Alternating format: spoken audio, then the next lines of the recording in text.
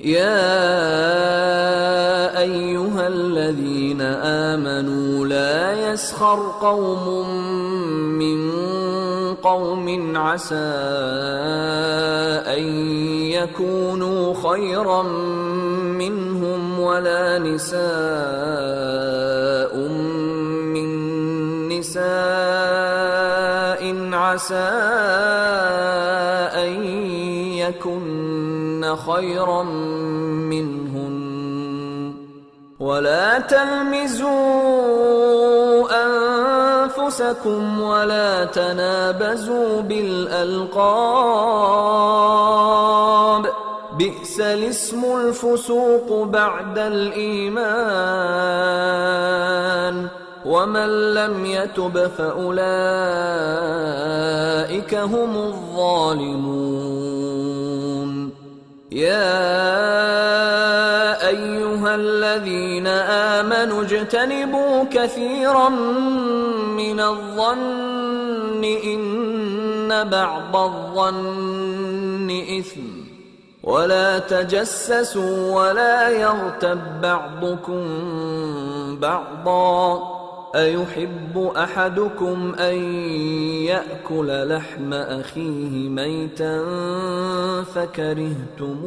فكرهتموه واتقوا الله إن الله تواب رحيم يا أيها الناس إنا خلقناكم من ذكر وأنثى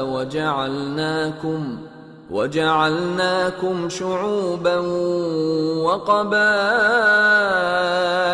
لتعارفوا إن أكرمكم عند الله أتقاكم إن الله عليم خبير قالت الأعراب آمنا قل لم تؤمنوا ولكن قولوا أسلمنا ولما يدخل الإيمان في قلوبكم وإن تطيعوا الله ورسوله لا يلتكم من أعمالكم شيئا إن الله غفور رحيم إنما المؤمنون الذين آمنوا بالله ورسوله ثم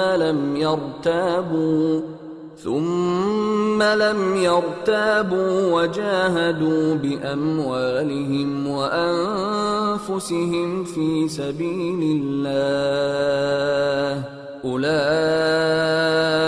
هم الصادقون قل أتعلمون الله بدينكم والله يعلم ما في السماوات وما في الأرض والله بكل شيء عليم يمنون عليك أن أسلموا قل لا تمنوا علي إسلامكم بل الله يمن عليكم أن هداكم للإيمان إن كنتم صادقين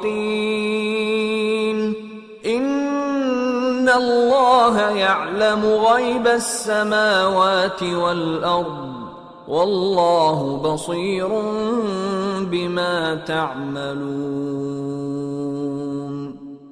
मोमिनो, मर्द मर्दों से तमस्खुर न करें।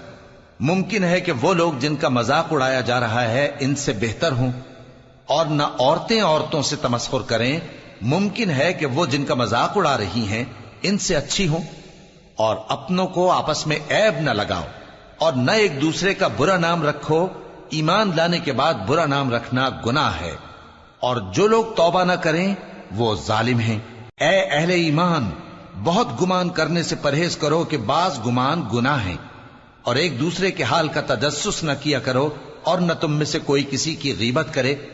क्या तुम में से कोई इस बात को पसंद करेगा कि अपने मरे हुए भाई का गोश्त खाए?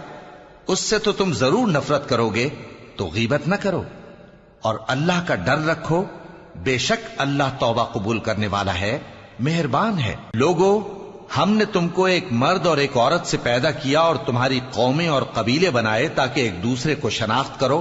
بے شک اللہ کے نزدیک تم میں زیادہ عزت والا وہ ہے جو زیادہ پرہیزگار ہے۔ بے شک اللہ سب کچھ جاننے والا ہے، سب سے خبردار ہے۔